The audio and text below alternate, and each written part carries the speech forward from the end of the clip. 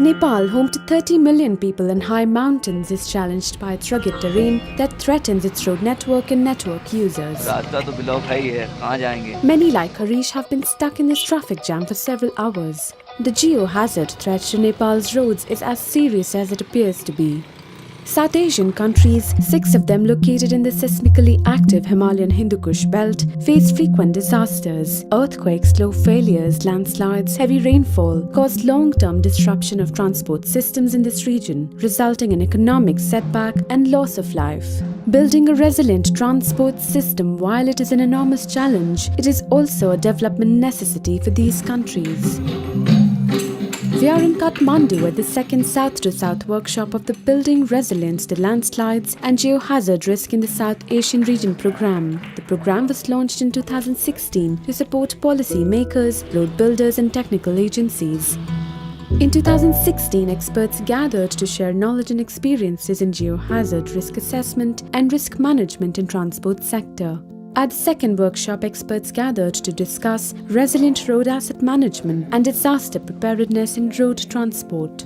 These experts believe that by integrating disaster risk management into infrastructure development programs, countries can minimize and also prevent damage to transport sector. So integrated disaster risk management involves many aspects. One is disaster risk reduction. Climate change adaptation is part of disaster risk management. So we're going to the next phase, which is on resilient transport asset management. So we're focusing on maintenance, we're focusing on monitoring and disaster preparedness and response for transport sector. So we're getting into the real asset management aspects of roads. The management of roads is very, very difficult and is hampered almost on a yearly basis by problems of landslides and erosion and flooding. So therefore, managing these assets that allow the road to remain in service is critically important for the transport network of the country.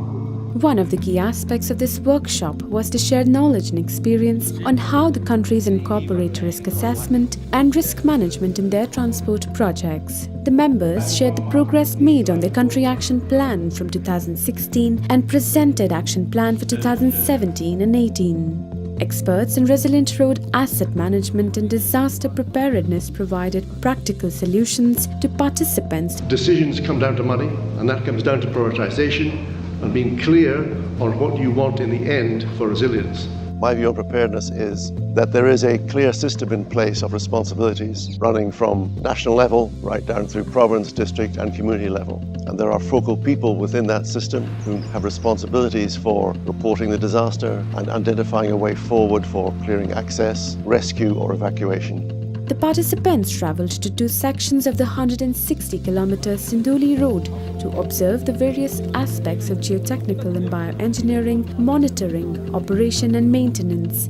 Informative, very informative. We covered the major part of the highway which has been done using most of these techniques of slope stabilization. The whole perspective that we're trying to promote under this workshop is looking at the entire corridor, looking at what might be happening 150 kilometers away that might affect our roads downstream. Asset management is critical to the sustainability of roads to prevent or avoid, lessen or transfer the adverse effects of disaster events through prevention, mitigation and preparedness. This workshop has brought together a whole range of specialists in the road sector, and each one has perhaps a different climate, a different geology and a different experience. It allows people to learn from other people's experiences, because that's really the only way we can all go forward and learn from our own work.